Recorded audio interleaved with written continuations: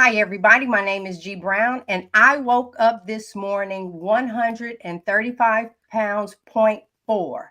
On this episode, we're going to let you know what can work. This is carnivore versus keto. You find what works for you. What do you say, Adrian? Thanks, G. I am just thrilled to have Audra and Michelle on with us today. Audra's been following a carnivore diet, and Michelle has been dedicated to the keto diet, and they have incredible stories and insights. Both of them are coaches, they're out helping people, they're experts in this space. Thank you, guys. Welcome to our show today. Audra, could you start by telling us a little bit about your journey and what led you to the carnivore diet?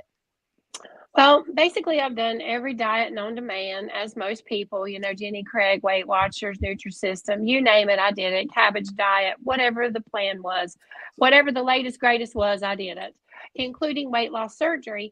And the problem I had was every single time I didn't have a problem losing weight, I had a problem keeping the weight off.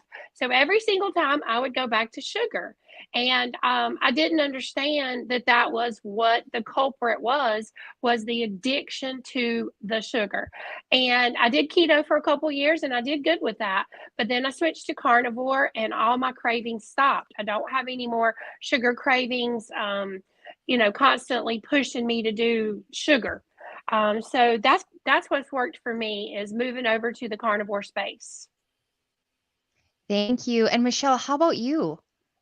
You're on the keto. Audra How could be about saying you? the same exact thing for me because I've tried every single diet that there is. When she said cabbage diet, I had literal flashbacks. I abused diet pills in high school. I abused laxatives. I did Weight Watchers on and off for 10 years. I had weight loss surgery as well, as you guys know, but I learned how to cheat every single thing that I did in order to, bury the emotional issues that I was actually carrying. And that was the underlying issue, the strongholds that I had to uncover why. So when I went keto in 2020, that was basically my breaking point. And I knew I was going to die if I hadn't done something different. And once I finally let go of, I have to be skinny and skinny is all that matters, and changed my mindset to let's be strong and healthy and a survivor, then things actually started to fall into place. So I've done keto, I've done carnivore, I've kind of done the gamut of things and ended up back as a ketovore, I guess you can say. So are you more of a meat-based ketovore where you're just focusing on the fats and the meats, and then you have a little bit of the plants? I have very little plants these days. So I'm keto in the sense that I will allow myself to have, natural sweeteners in my coffee. I do have heavy cream in my coffee. I do bake occasionally and use different ingredients for making keto treats and things like that, but not like packaged keto items. It's things that I make myself. And so that's where I'm a ketovore, but I'm primarily animal based. It's meat and eggs and water. Excellent. Well, let me see. Let's switch a little bit. Hold on. I got like 50 million things going on. Wait a minute. There we go. Next, we're going to talk a little bit about benefits and challenges, carnivore and keto.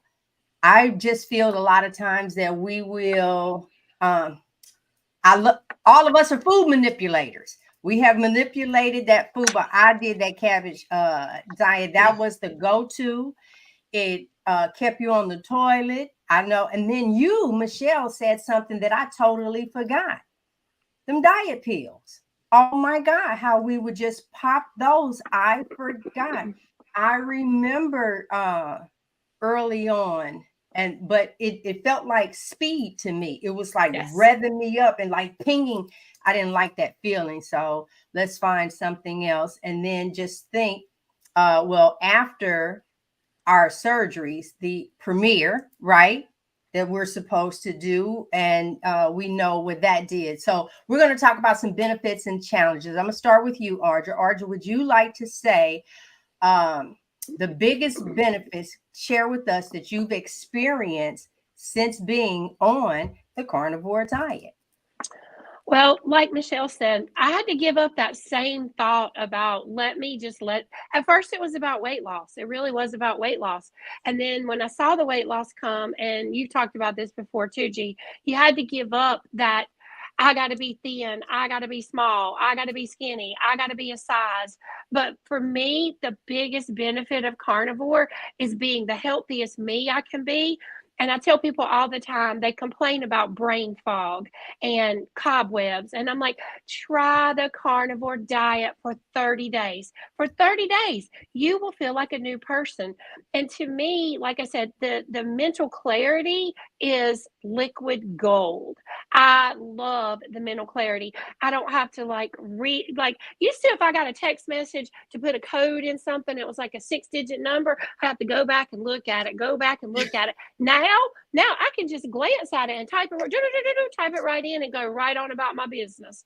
I mean, and I do things to mentally challenge myself.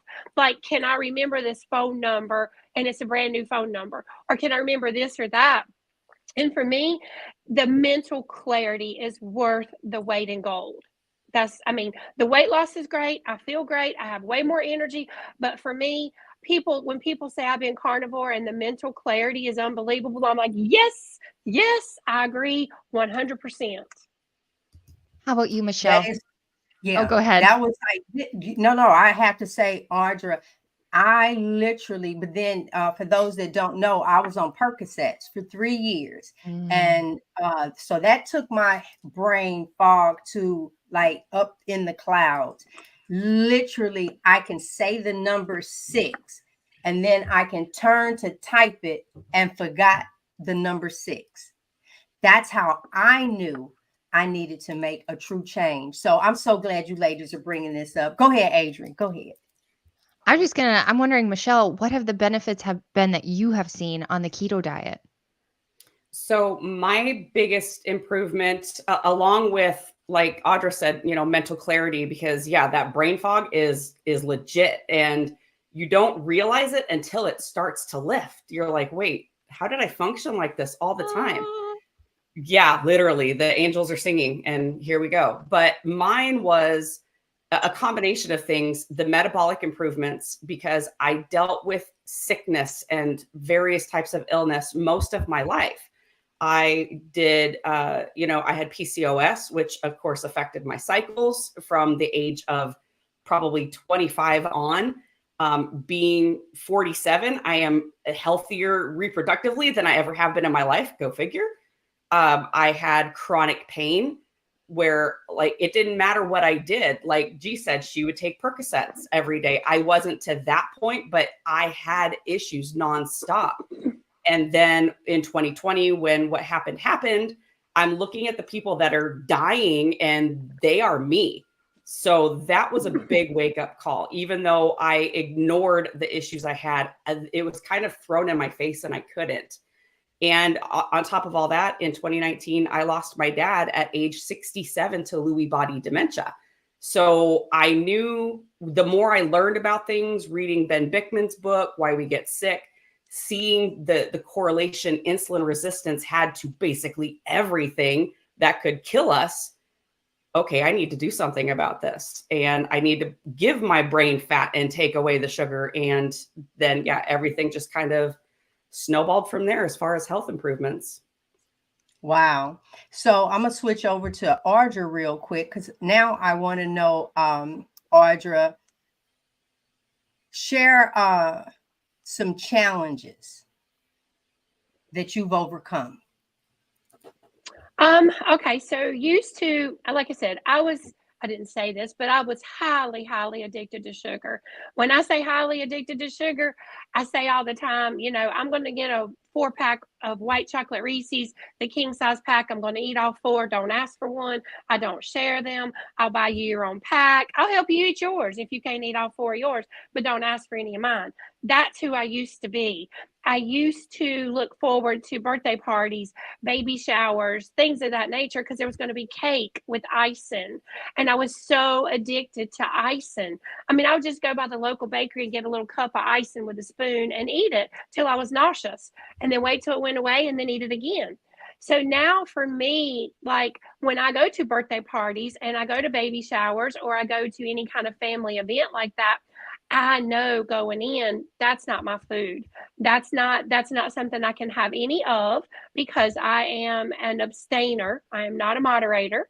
And for me, I've just learned what I can and can't do. And that is I can't have anything sweet because that triggers me to have more sweets.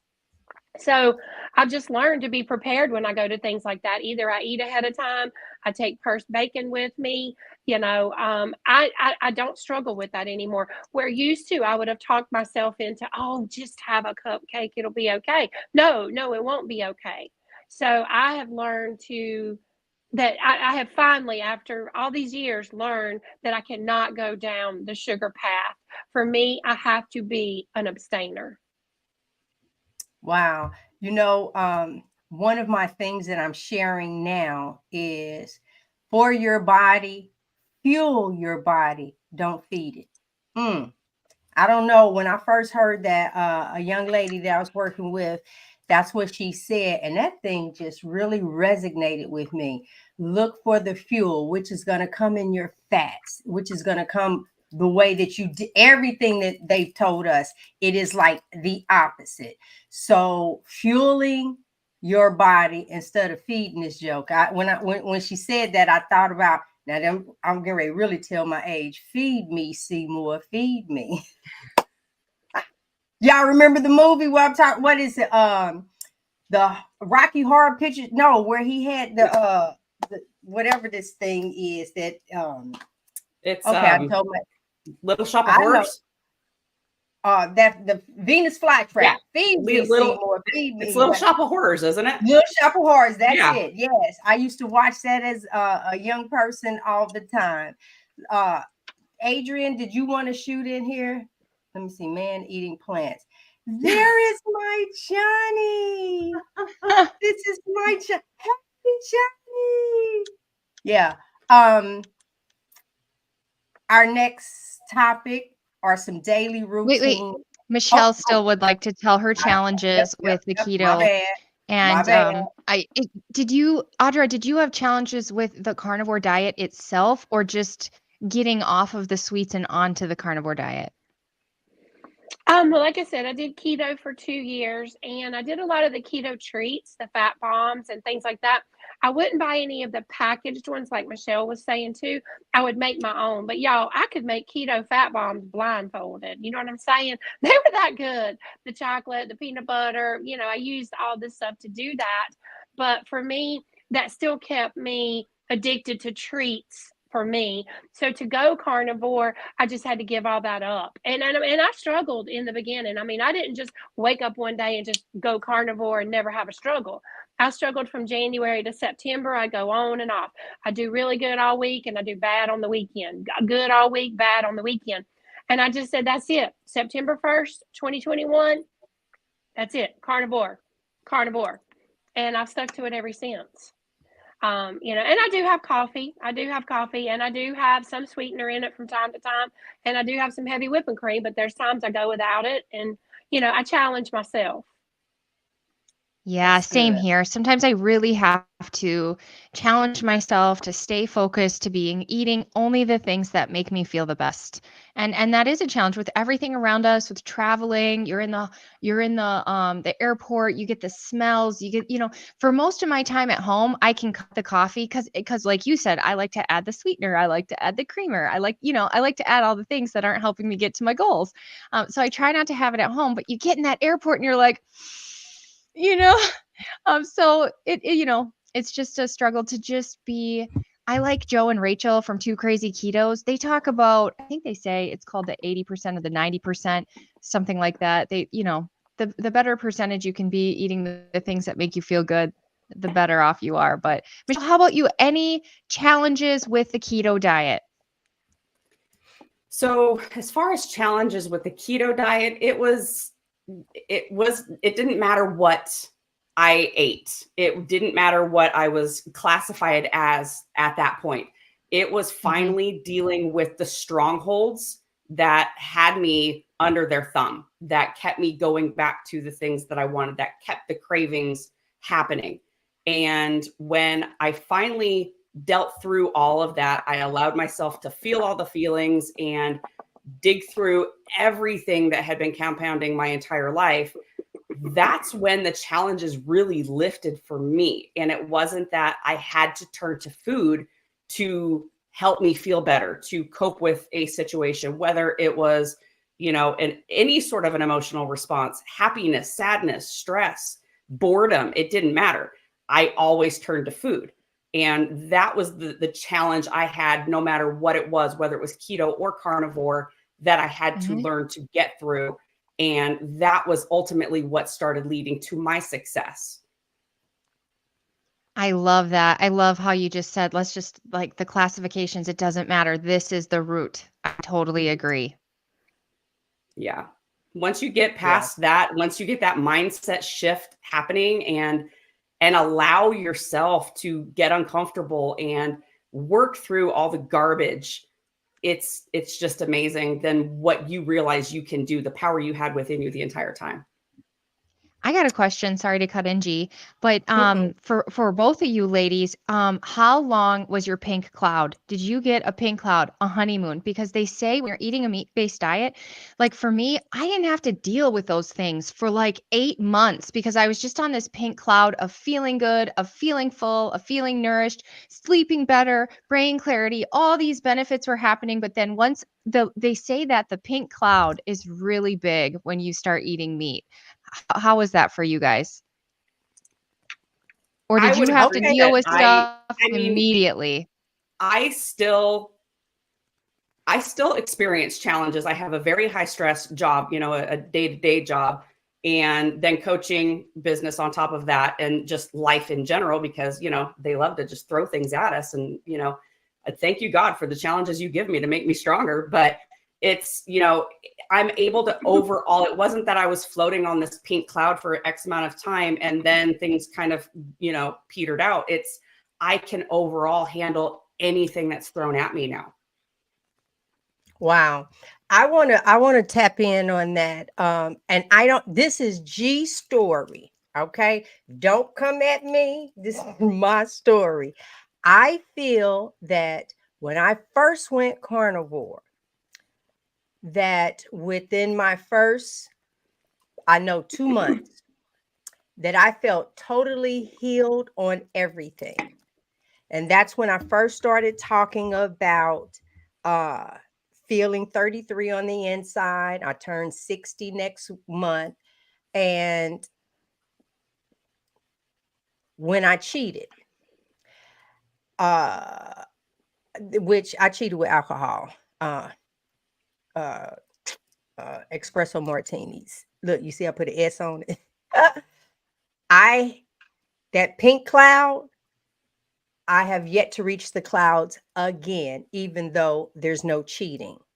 So I recommend if you can get it and stay, because I didn't get that back. My husband never felt it at all. He always said there was something going on.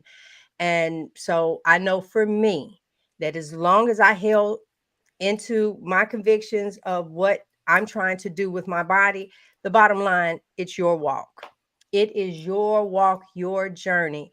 And what I love the most is once you eliminate everything, a lot of people go through, I want to introduce this back. Well, now if you introduce something, you know how it's going to affect you. If I wake up and knowing that I didn't cheat, but then when I do this, it's like, oh, why is my fingers? Then I have to think, did I eat something? How was it prepared? And normally, maybe I was at a restaurant, maybe someone shared something with me, even though it was meat, it had something in it. I can feel it in my joints. So, and then right after that, it's gone. All right, we're going to switch for some daily routines and some meal planning. We need to know. All right. I'll start with Audra. Can you walk us through a typical day of you on the carnivore diet? Yes. So I'm one of those people, and this is just me. This is just me. You do you, I do me. You know what I'm saying? For me, sometimes I don't eat until lunchtime. Sometimes I'm not hungry in the mornings. So I'll kind of do an intermittent fasting kind of thing. And I kind of eat intuitively. I know you don't have a lot of hunger, G. You've talked about that before. You kind of have to remind yourself to eat. But for me, normally between 12 and 3, that's when I'm usually ready for my first meal. And then I'll have the second meal before the day's out. Sometimes I wake up on the weekends and I'm hungry in the morning and I'll have breakfast. But for me, it just kind of depends. And y'all know I do a lot of dehydrated meat. Everybody jokes about me being the queen of dehydration. So I've always got dehydrated meat at any given time.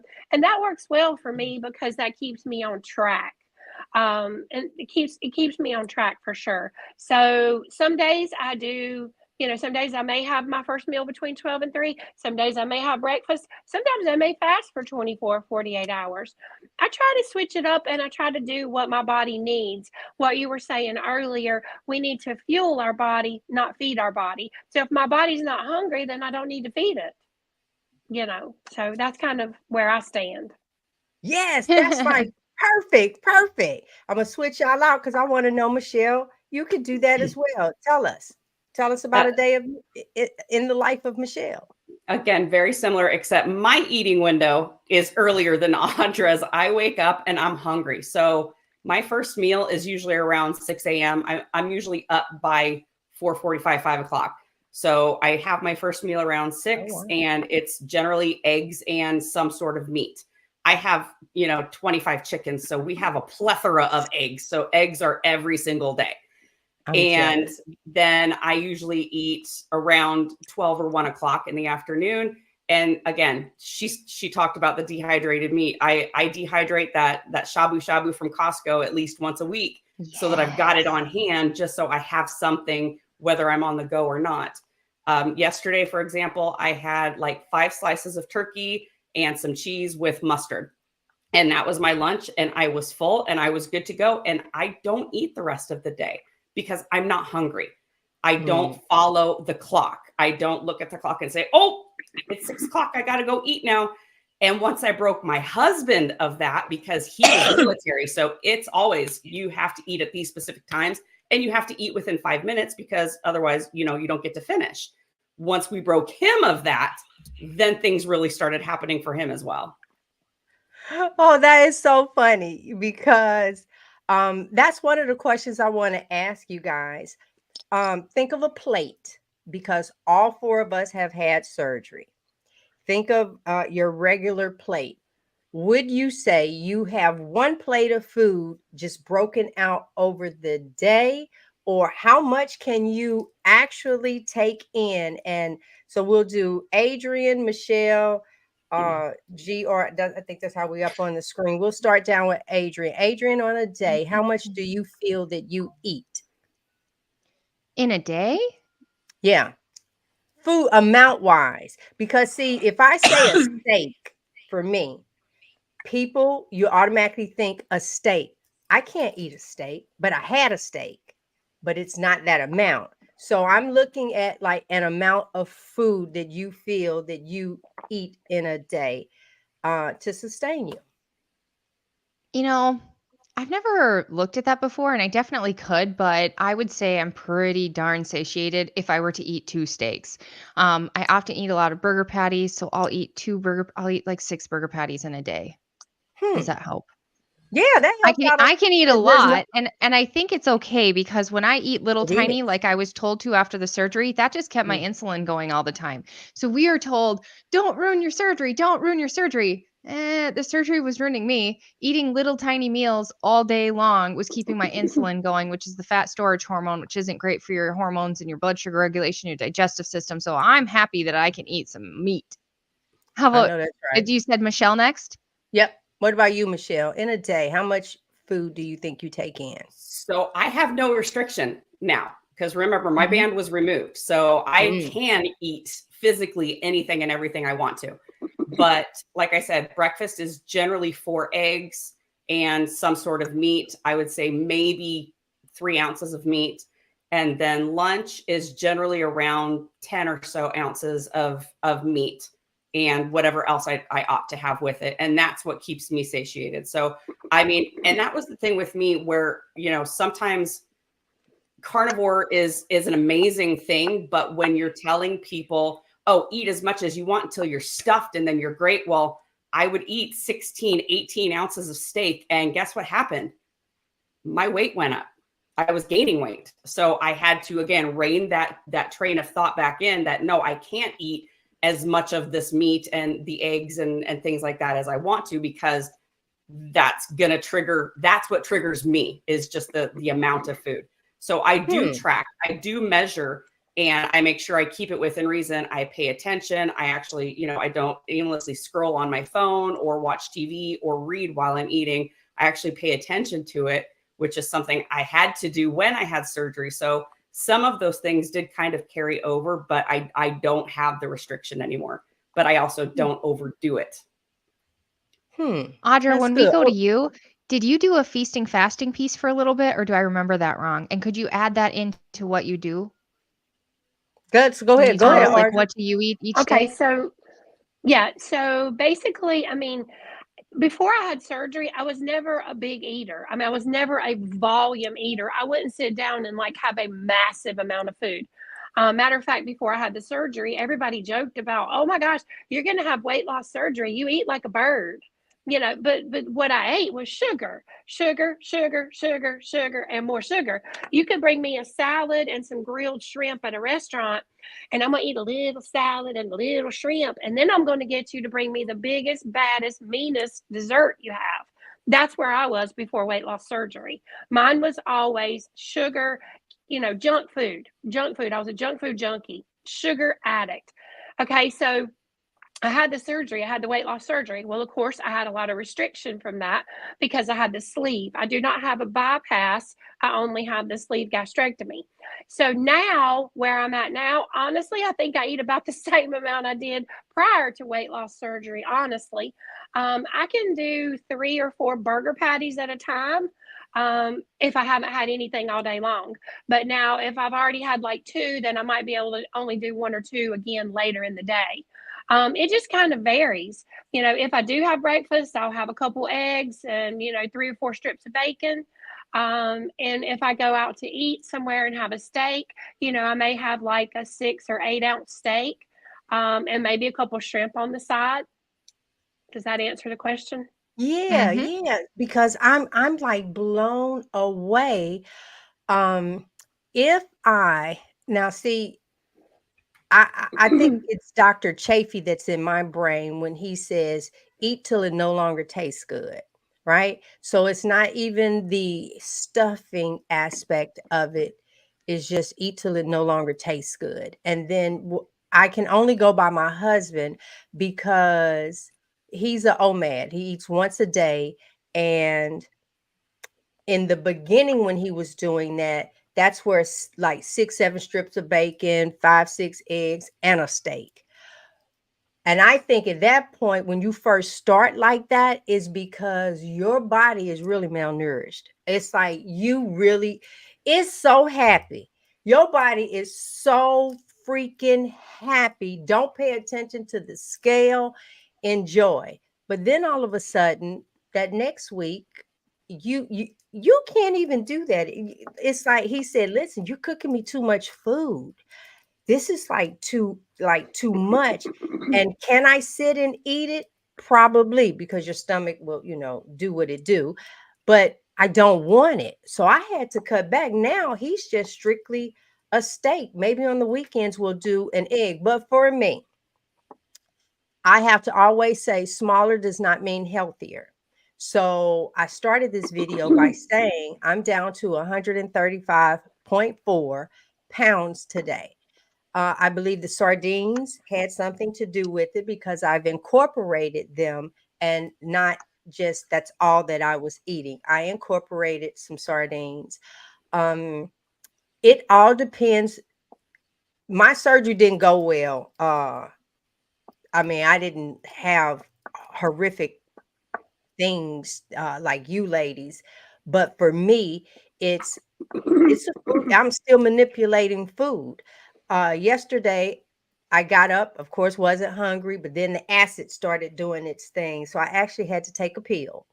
Uh, and then today, for it not to happen, I ate before we came on. I did that as preventive.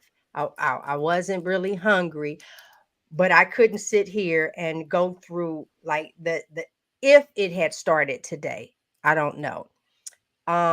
After that, I might have a half of a steak. So a steak is normally yay, so it'll be like that. And I try and get my fat bites in.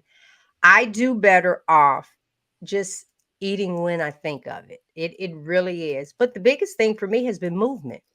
Movement.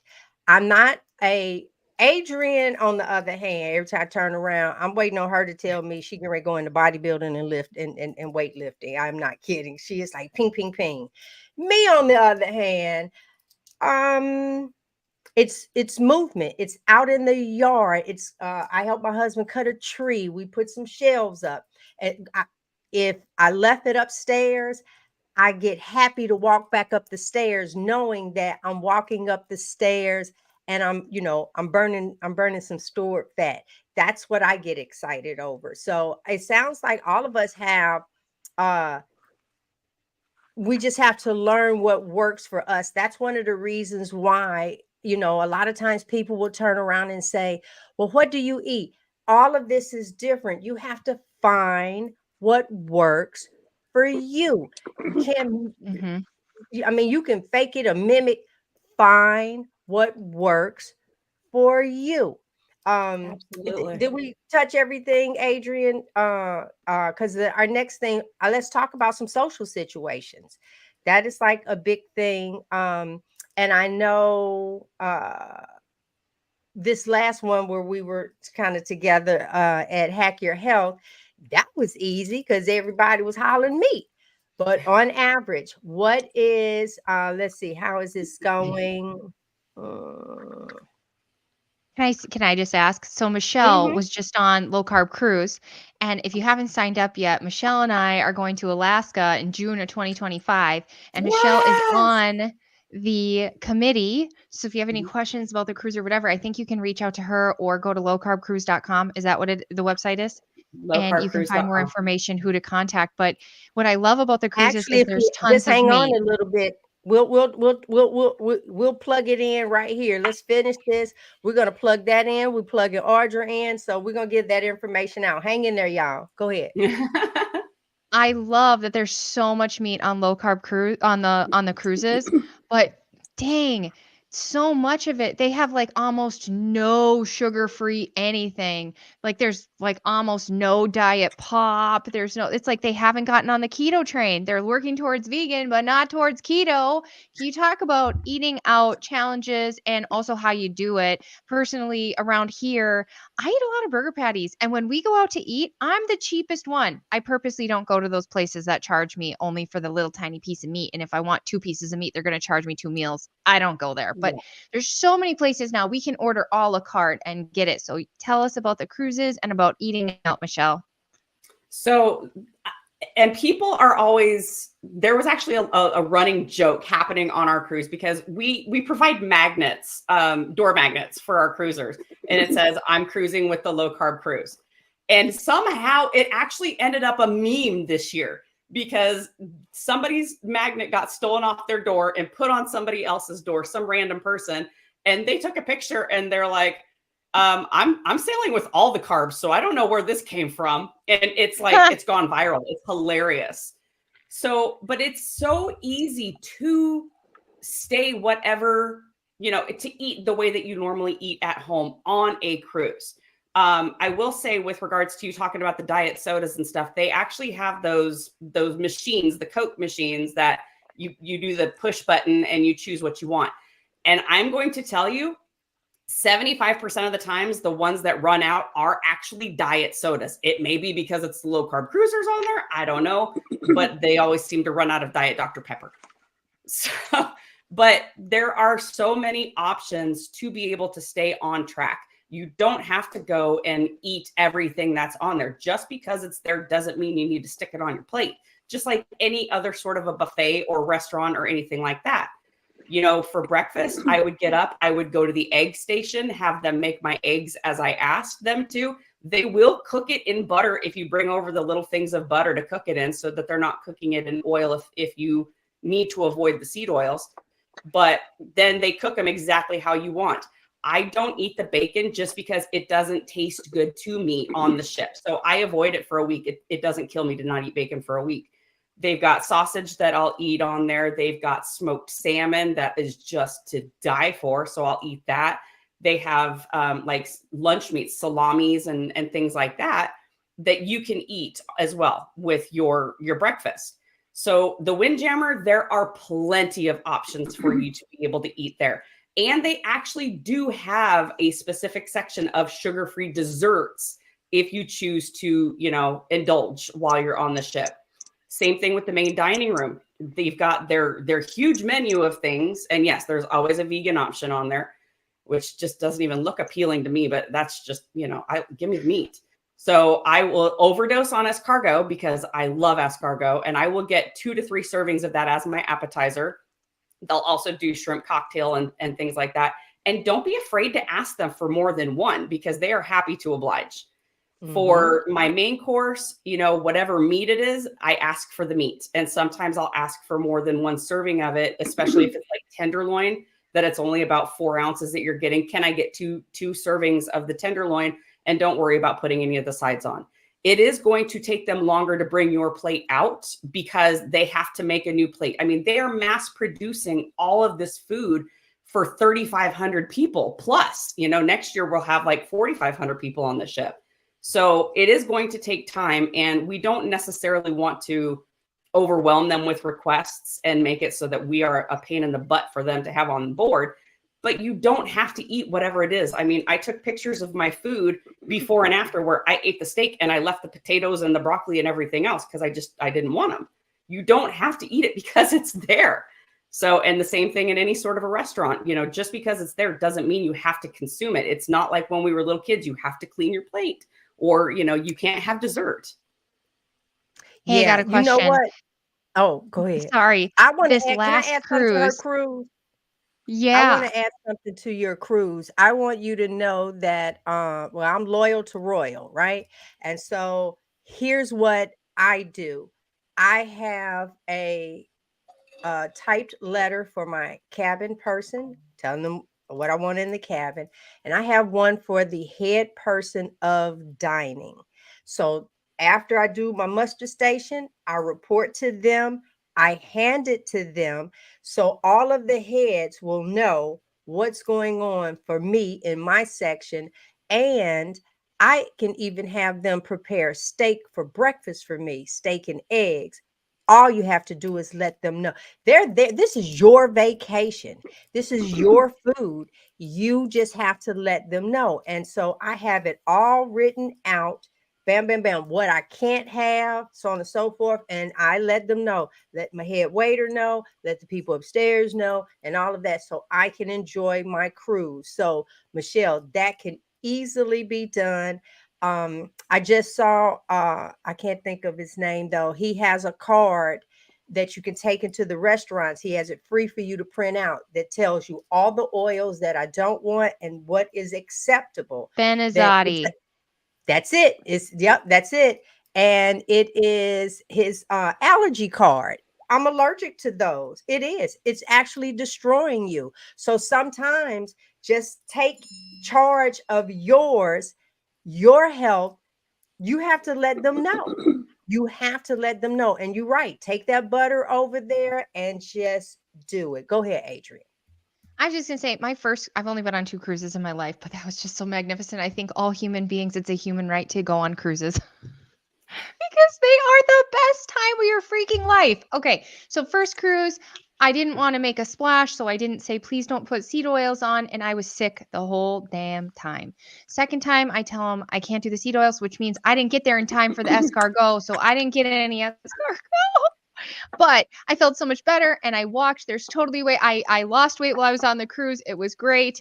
So we can definitely do this going out to eat. Audra, tell us, what are your tips and tricks, and how do you go, or do you ever go out to eat? Yeah, I do go out to eat, and I know places I can go, like I'll go to a local seafood house and I'll have like broiled flounder and none of the sides, none of that. And sometimes I'll have two pieces of the broiled flounder. I do get grilled salmon at a couple places. I do hamburger patties. I do wings if they're not deep fried. Sometimes I do them deep fried. Sometimes you got to do what you got to do. And the Cedos don't bother me, thank goodness, knock on wood. But I know if somebody tells me where we're going to eat, I already know what I'm going to eat. And a lot of people be like, "Oh, you're carnivore. I don't know if you can eat at this restaurant." Are you kidding me? I can eat at any restaurant as long as it's not tofu. Okay, that I don't eat that. And just for the record, I want to say, I said earlier, I've done every diet known to man. I have never been vegetarian. I just want to throw that out there. Never vegetarian and never vegan. So throwing that out there, but everything else. As far as cruises go, I have not been on a cruise since I've been carnivore, but I've been on many cruises prior to carnivore. And I used to joke all the time because I would say, I could lose weight on a cruise because their desserts, they're horrible. Like they have no sugar in them. I'm like, what kind of dessert is this? It's not even sweet. So like when I would go on cruises prior to carnivore, I literally would take junk food with me, candy bars, cookies, things of that nature, because I never liked the desserts on cruises. But for me to go on a cruise now being carnivore, and I'm also looking into the Alaska cruise for next year as well. And I think I'm going to go. But anyway, for me to go on that wouldn't bother me at all. Like the desserts don't faze me. If I go to a buffet now, and like say it's a local buffet that I've been to many times before, and I remember the dessert that I used to have there on the buffet bar, I know going there, I go ahead and just go ahead and put it in my mind. You can't have that. You cannot have that. That will put you face down in the ditch. The sugar bus will run over you and you will be addicted again. Like I said, all my life I could lose weight and I couldn't figure out why I couldn't keep it off because I would go back to the sugar and I would be so addicted. I didn't think sugar was an addiction. I thought drugs, alcohol, cigarettes, those things were addiction. No, sugar is a true addiction. So for me at buffets, I don't even look at the dessert. We were out to eat somewhere on Mother's Day, actually, and they gave away a free dessert, like cheesecake or something. And they brought it to the table, and I was like, "Y'all can have that. I don't care for any of that. That's not my thing." Even if it had been triple chocolate, whatever cake, I would have said no. I can't even have a bite of that. So everybody at the table ate it, and we moved on. The day went on, and I didn't do it. I don't cheat. I don't cheat on carnivore. If I think I need something, I might would have a keto snack of some sort, like one time maybe at Christmas, and it would be one I made, but I stay away from everything else That's completely. beautiful. That's beautiful. That's beautiful. You know what? At this point, this is what I want to do. We'll start with Audra, Michelle, Adrian. This advice for people, whether they're beginners, anything, if you had a person that you're really trying to make a plea to, just pour your heart out. Go ahead, Audra, pour your heart out. So I just had somebody question me about carnivore over the weekend. They were like, "Hey, I've been seeing your YouTube and I've been seeing your Facebook and tell me about this carnivore thing you're doing and tell me about it." And I said, "Well, I could stand here and tell you about it all day long. I could tell you till the cows come home, but you can take a horse to water, but you can't make them drink. You got to make up your mind. You want to improve your life, improve your health. And I tell people, try it for 30 days. For 30 days, have nothing but carnivore. And I promise you, if you are strict to that for 30 days and you stick to it, you will feel like a brand new person. You will not go back to standard American diet. And if you do, you'll go back to it temporarily and you'll see how bad you feel and you'll go right back to carnivore. I tell people the proof, you just have to do it. The proof is there. You do it for 30 days and you will be surprised how you feel. And it doesn't matter what age you are. It doesn't matter what nationality you are. When you take away the carbs and the sugar and the fruits and the vegetables, you will feel like a new person. We are meant to eat primal like this. That's it. How can people find you? Because one of the things, everyone, whether you're watching this live or replay, Audra is bringing this message along with coaching here to YouTube as well. She's on other platforms, but she has something wonderful for us here on the YouTube platform. So how can the people find you? Okay, so on YouTube, it's All Things Audra. My website is allthingsaudra.com. Facebook is All Things Audra. And my Instagram is Carnivore Private Eye. Okay, let me see. Carnivore. No, that's the under thing private. I'm going to get this up. PRIV. And then I remember that. Let that go across. Well, she has it right there, guys, in her show, All Things Audra, and then the Carnivore Private Eye, like that. That is how you can locate her. I'm asking you all, go and like her channel. Let's get her to her 1,000 subscribers. To hit that button is free for you, and you just never know when the information that you're going to need, that one day where you're struggling, she could possibly say the thing that needed to be said that's going to get you over that day. Because some days you have to take it, you know, they say a day at a time. Some people, it has to be an hour at a time or 5 minutes at a time. But I'll tell you this little quick thing. If that craving really getting you, go ahead and dip that spoon down into some apple cider vinegar and pop it on your tongue like a lollipop. And that craving will go. Look how Michelle face just look. What about you, Michelle? Give that plea out and tell us everything that we need to know about you and how we can find you as well. So to kind of piggyback off of Audra, you know, the person who is asking you these things, because we have people ask us all the time, if they are not ready to make the change, what you say isn't going to matter. They have to be ready to hear that message and make the change and implement the steps that they need to implement. Because as you know, Joe and Rachel put it perfectly on the cruise, we need to be the lighthouse, not the foghorn. We have to allow the people to find us and seek us out, as opposed to everything at them. So my advice would be, starting this ketogenic journey, if there is anything in the store that has the word keto on it, please do not put it in your shopping cart, because it is still filled with garbage. You cannot have a keto product that still has wheat gluten in it. They kind of counteract each other. Don't go by net carbs, do total carbs, because you have no idea how much those net carbs are actually going to add up. You think you're at 25 grams of carbs a day, honey, you're over 100. So you're not doing your body the service that it needs.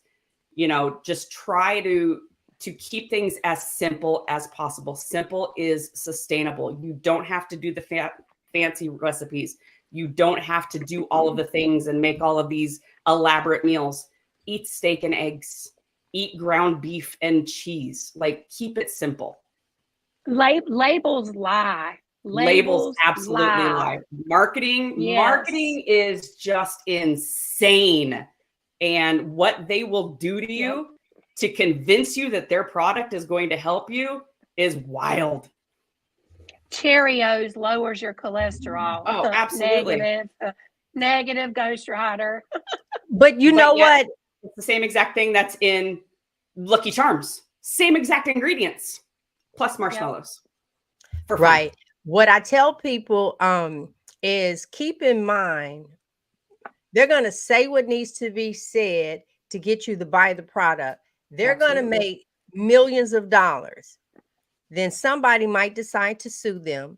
They don't mind paying you $100,000, even $200,000. They've made millions, not Literally. 1 million, millions. So there's a lot. And then the new one is all natural flavors. Oh, yeah. If I see that, I just want to slap it all off the counter. Yes, all natural flavors. Michelle, I know you are keeping us keto, correct, on Instagram. Correct. Are you on YouTube?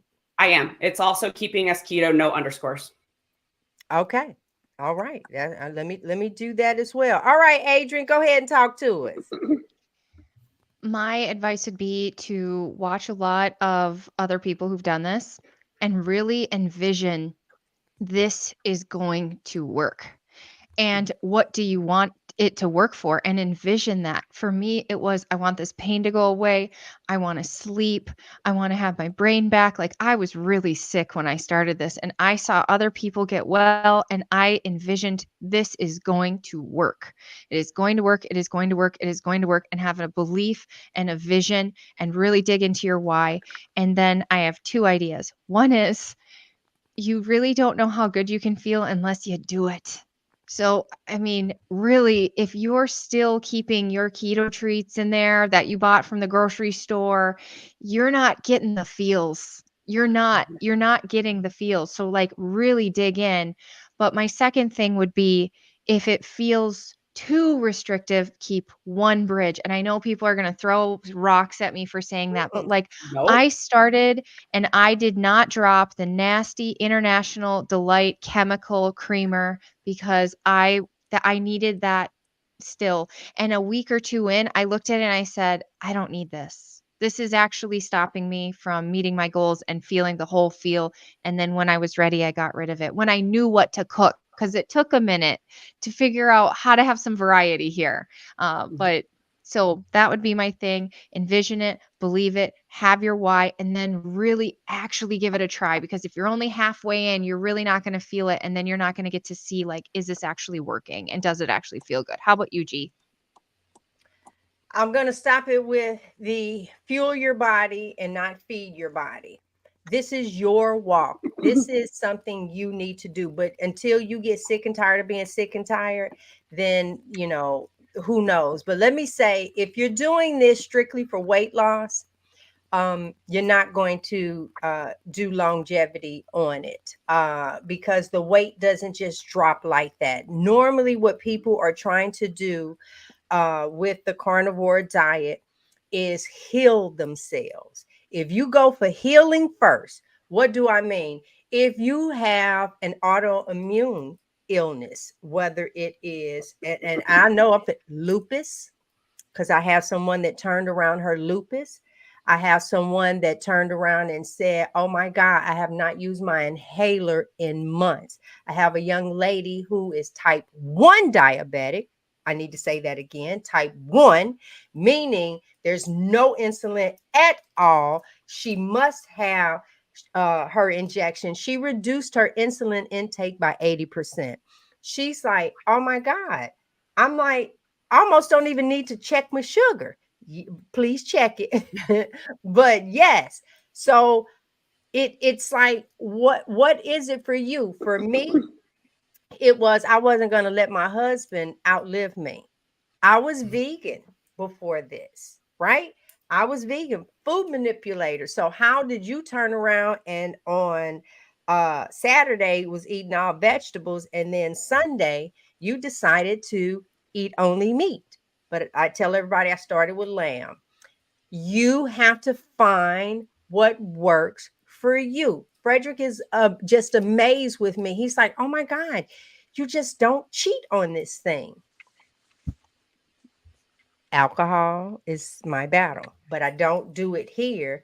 But I have several cruises coming up, like 6 or 7 of them between now and January.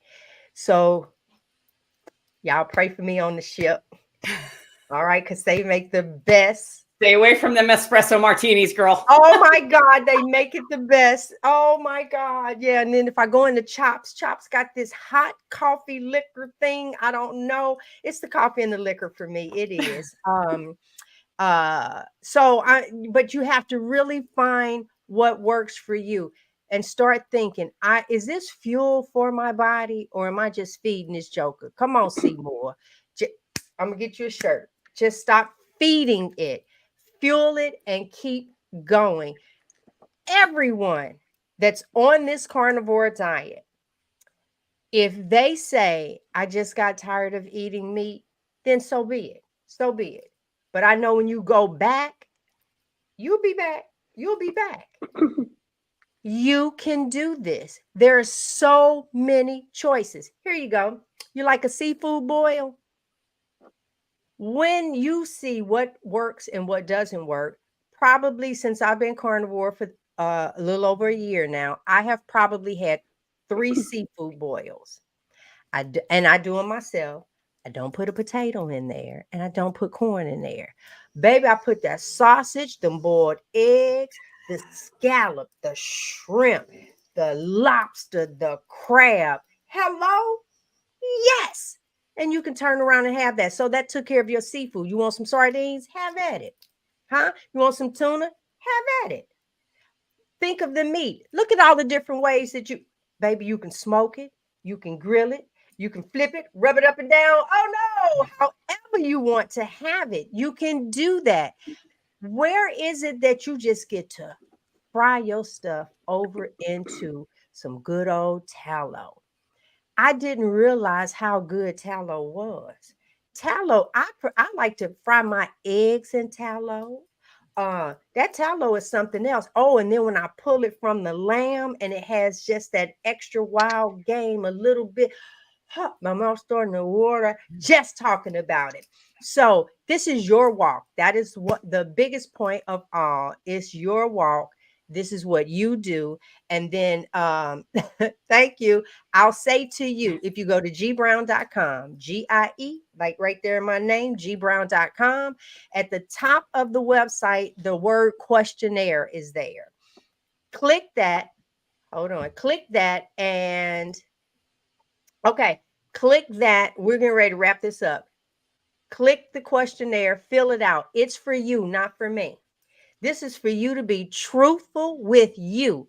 Answer those few questions. It's just like, what's going on with your body? I want you to list every ailment that you weren't thinking about. Itchy scalp, okay? Hair falling out, cramps, irritable bowel, list them. And then as soon as you hit submit, an ebook will come back to you. A few pages. It has a 4-week menu in there for the carnivore diet. It has blank sheets in there for you to make your own up. If you don't like that one, it tells you about the ruminant meats, the best meats to eat, so on and so forth, to handle for you. Writing is pretty big as well, so don't worry. You can handle all of those. You can find Michelle here on YouTube, Instagram. They have their information down there. You can find Audra. They are coaches. All right. They're coaches across the screen that will take this walk with you. They've tried every meal. They've tried it all. Go like their pages, follow them, get that good information. Even if you're still teetering a little bit, you can go ahead and be fat. Let this be your last fat summer. Because let me tell you what's good. Yep, y'all finna get that under boob sweat. Your legs gonna rub together. I remember them, honey, coming in like, oh my God, lips sweating, nose sweating. When you ready to change, we're here waiting on you. Anything you ladies want to add? I forgot to show the pictures. Wait a minute. We getting out of here. Hold on. I just want to say I have to pop off, but I love you. Talking. And anybody, please comment if you like this content. You want Audra and Michelle to come back. We'd love to have them back too. And please put in the comments your questions for our future. And I will talk to you guys soon. There you go. That was perfect. But I need for you to see these before and afters. I love a before and after. Come on. And baby, let me tell you something about old Private Eye over here. Y'all miss get herself up on the Harley. You better stop it, I say. And this is Adrian. For you guys that don't know, Adrian was on The Biggest Loser. This is her to the left. Look at her on the right. Shut it up, shut it down, flip it. Oh no. And this was us just at the event that we had. I love it, love it, love it. Thank you, ladies, so much. Go ahead and add what you want. I want to add one thing. If there's anybody who's watching this now live or watching it later, I want you to, if you're thinking about weight loss surgery, I want you to seriously try Carnivore. There are people in this community who are 700 pounds who have lost 200, 300, 400 pounds of weight and did not have weight loss surgery. All of us have had some type of weight loss surgery. Mine was a nightmare. I had 2 leaks. It was terrible. But the thing is, they do not work on your brain. They do not Not at work all. with your relationship with food. And like Michelle was saying earlier, if you don't fix that relationship with food, the weight is going to come back. Just because you have weight loss surgery does not mean that you are never going to have a weight problem again, because it's not. For me, I just ate little meals and I still had the weight. It was what I was eating. It was my relationship with food.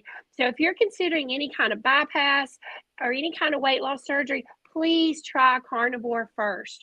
Try it first. Give it a hard 30, 60, 90 days. Give it your all, and you will see the difference. You will be amazed. You will not go back to standard American diet. My only regret with Carnivore is I did not start it earlier. I wish I'd have started it 10 years ago, 15, 20 years ago. Yeah, And that I was say my the same title of my thing. presentation on the cruise was weight loss surgery did not fix me. It won't fix you. You have to fix everything. It's not just about restricting food. It's about the whole package. The entire package. You guys can find, I put the information up here. And if you are interested in the low carb cruise, there is the information. I'm gonna be honest, it's wonderful being around like-minded people. There's a power, a rejuvenation, so to speak, that you end up getting. So that is how you reach these ladies. Click on their names, listen, follow them. If you are interested in changing your life, oh, male or female, I do a lot with ladies because I know I'm a girl. I love being a girl, and I know what it's like to be married and overweight. I know what it's like to not want the light on in the bedroom. I'm nothing like that now, but I'm just saying, I know what it's like. I know what it's like to feel uncomfortable in that outfit. And you ask yourself, why do you even have it on? I know all of these things. So when you get to the point where you're sick and tired of being sick and tired, you're willing to take a prescription, because 99% of the prescriptions that you receive, it's a 30-day supply. But you willing to put that in with the side effects, huh?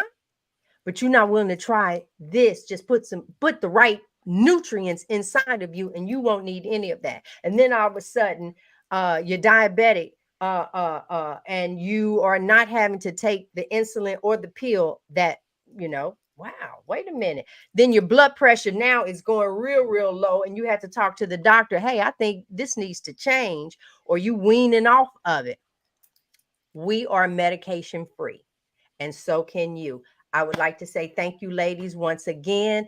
Any final thoughts, anything that you want to add into there? Other than that, y'all run, go follow them, and you're going to hear some really good stuff. They share tips all the time, tips and tricks to get you to that next level. All right. All hearts and mind clear. Thank you, ladies. Thank you. Thank you for much having us. for sharing this lifestyle.